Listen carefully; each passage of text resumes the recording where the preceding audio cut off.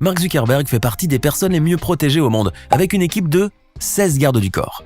En effet, le patron de Facebook ne lésine pas sur les moyens pour assurer sa propre sécurité et la facture s'élève d'année en année. D'ailleurs, selon un document officiel, le coût de sa sécurité personnelle a été estimé en 2019 à 10 millions de dollars, soit un peu plus de 8 millions d'euros.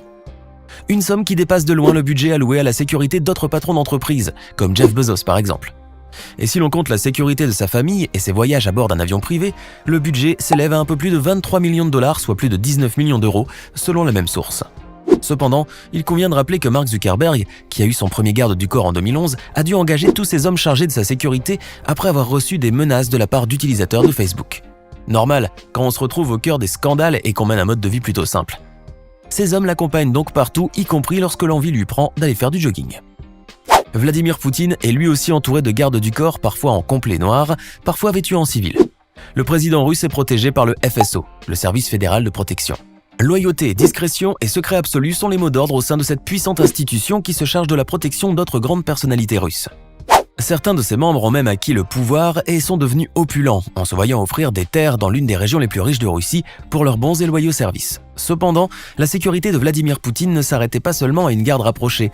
Ses apparitions les plus risquées seraient accomplies par un sosie. Et au fait, si cette vidéo vous plaît, n'oubliez pas de mettre un pouce bleu, de vous abonner à la chaîne et d'activer la cloche pour recevoir toutes les notifications et ne rien rater de nos prochaines publications. Allez, on reprend. Un autre Vladimir Ilitch Lénine, dit Lénine, est lui aussi connu pour faire partie des personnes les plus protégées du monde. Un instant, nous parlons là de sa dépouille, car Lénine a beau être mort depuis 96 ans, sa dépouille exposée dans un mausolée sur la place Rouge est toujours protégée. Lénine, qui n'aurait eu qu'un seul garde du corps de son vivant, a été la cible de plusieurs attaques, dont une tentative d'assassinat en août 1918. Mais ce n'est qu'en 1919, quand sa voiture, ses papiers et son argent ont été volés par des bandits à la périphérie de Moscou, que le père de la révolution russe a décidé de renforcer sa sécurité en engageant plus de gardes du corps. Or, même mort, Lénine a été la cible de plusieurs attaques destinées à le défigurer. D'ailleurs, comment le leader communiste a-t-il pu rester conservé dans cet état pendant tout ce temps ? Eh bien, c'est grâce aux embaumeurs qui travaillent quotidiennement sur sa dépouille. Sans organes internes et sans fluide corporel, le corps de Lénine est soumis à des techniques de conservation très spéciales qui lui font garder son apparence. Par ailleurs, sa peau et les parties abîmées de son corps sont remplacées par d'autres matériaux comme du plastique ou de la paraffine. Partons maintenant en Chine pour rencontrer Xi Jinping et ses gardes du corps. Le leader chinois, à la tête du pays le plus peuplé du monde depuis 2013, est entouré d'une équipe composée de très nombreux gardes du corps. Ces derniers sont sur le qui-vive, regardent autour d'eux, entourent la voiture du président, et certains gardent toujours une main sur les poignées des portières des voitures qui l'escortent. La sécurité du président chinois est assurée par le Bureau de sécurité centrale du Parti communiste, une institution dotée d'un immense pouvoir en Chine et chargée de la sécurité des hautes personnalités chinoises.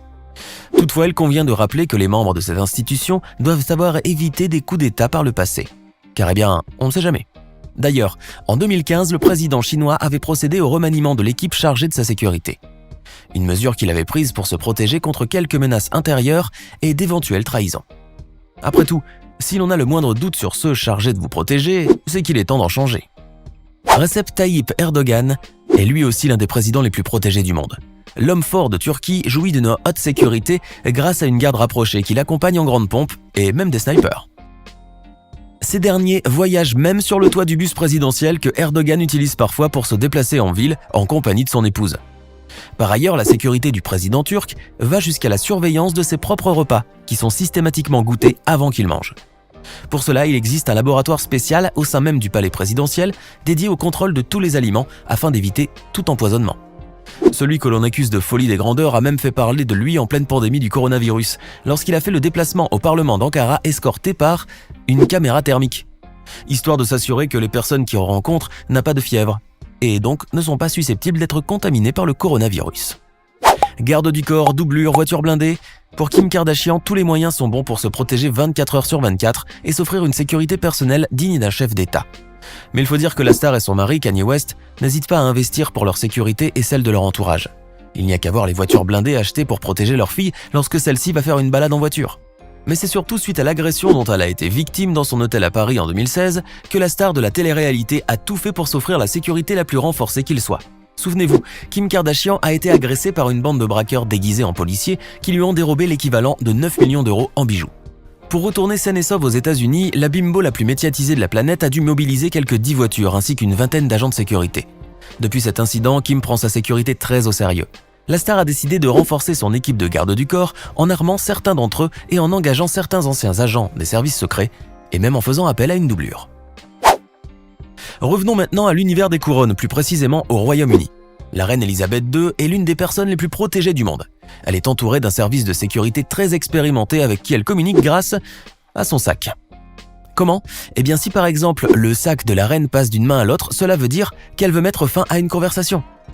Si elle le pose sur le sol, cela signifie qu'elle veut en finir avec une discussion qui ne lui plaît pas. Par ailleurs, s'il est posé sur la table au cours d'un dîner, cela veut dire qu'elle souhaite en finir dans les 5 prochaines minutes. Cependant, il n'y a pas que le sac de la reine qui sert de moyen de communication, mais également sa bague. Si la reine la touche et la tourne autour de son doigt, cela signifie qu'elle demande à être sauvée sur le champ. La sécurité de la reine comprend également celle du palais. Naturellement, la souveraine qui n'est pas près d'oublier ce matin de juillet 1982 où un homme était entré par effraction dans sa chambre, n'hésite pas à renforcer le service de sécurité de Buckingham Palace. Et puis, comment ne pas parler de l'emblématique garde royale ? Les troupes de la garde de la reine Elisabeth II sont un symbole du Royaume-Uni. Saviez-vous qu'en 2017, c'est une jeune femme de 24 ans, la capitaine Megan Couteau, qui a commandé les troupes de la garde royale ? Et oui, cette jeune femme d'origine canadienne a eu l'honneur de diriger la célèbre relève de la garde à l'occasion des célébrations du 150e anniversaire de la Fondation du Canada. Elle est devenue ainsi la première femme de l'histoire à diriger la garde royale britannique. Assurer la sécurité personnelle d'une personnalité populaire peut devenir un véritable cauchemar pour les gardes du corps. Les agents de sécurité du pape François en savent quelque chose. Il faut dire que le souverain pontife est une personne spontanée et populaire, un peu trop même. Il adore les bains de foule, multiplie les accolades et les poignées de main, et ne refuse pas les boissons qu'on lui offre.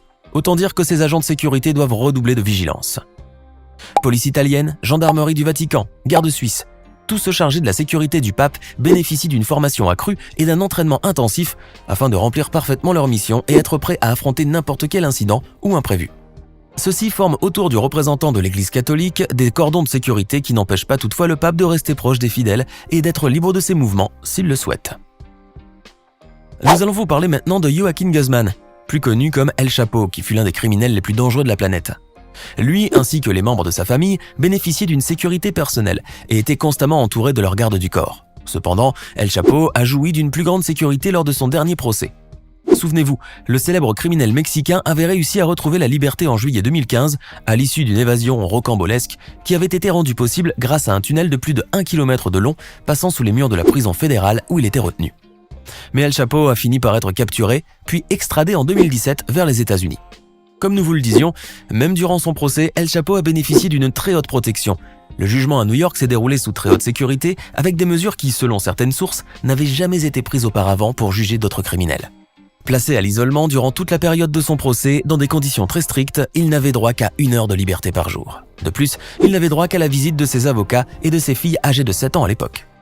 Cette protection s'étendait jusqu'aux jurés et témoins, qui se sont vus octroyer de nouvelles identités, tandis que certains se sont vus emprisonnés dans des unités spéciales pour garantir leur protection. Quant au palais de justice, il s'est transformé en une véritable forteresse surveillée en permanence par des officiers armés jusqu'aux dents et de chiens, avec un dispositif sécuritaire confidentiel. Même le pont de Brooklyn avait été fermé pour les passages du cortège policier qui était suivi par des hélicoptères. Avec ce dispositif de sécurité hors norme, El Chapo ne risquait plus de s'évader. Aujourd'hui, il purge sa peine dans la prison de haute sécurité d'ADX Florence, l'une des prisons les plus sûres des États-Unis, où il finira ses jours. Et enfin, on ne plaisante pas non plus avec la sécurité personnelle de Kim Jong-un. Le leader nord-coréen a à sa disposition tout un bataillon de gardes du corps qui ne le lâchent pas d'une semelle et qui le suivent au pas de course, où qu'il aille.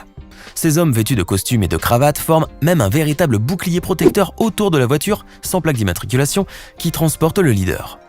D'après un ancien membre de la garde rapprochée du dirigeant nord-coréen, ce dernier jouissait d'une protection à 6 niveaux de sécurité au moins. Les hommes de la garde rapprochée de Kim Jong-un sont issus de l'élite militaire nord-coréenne. Ils sont soigneusement sélectionnés sur un grand nombre de critères. Allure et forme physique, maîtrise des arts martiaux, capacité de tir, bonne vision, en plus d'avoir une taille à peu près identique. Bien entendu, une enquête est menée sur leur famille jusqu'à 2 générations. Ces hommes, qui sont les seuls citoyens du pays autorisés à porter des armes à feu, sont soumis à un entraînement intensif, digne de celui des forces des opérations spéciales. Ils développent ainsi leur sens de l'observation et apprennent tout ce qu'il faut savoir pour protéger le leader du pays en cas d'éventuelles attaques. À cela s'ajoutent également des tests d'endurance, ainsi qu'un conditionnement comportemental. Et oui, lorsqu'il s'agit de protéger Kim Jong-un, rien ne doit être laissé au hasard. Et puis enfin, tous les engins électroniques, y compris les téléphones, sont bannis lors des événements auxquels il assiste. C'était les personnes les plus protégées du monde. Connaissez-vous d'autres personnalités qui sont autant protégées que celles-ci? Laissez-nous vos réponses dans les commentaires. Hey! Savez-vous que nous avons des centaines d'autres vidéos disponibles pour vous? Commencez immédiatement une nouvelle vidéo en cliquant sur l'une de ces deux propositions et à demain, même heure, même chaîne pour de nouvelles découvertes.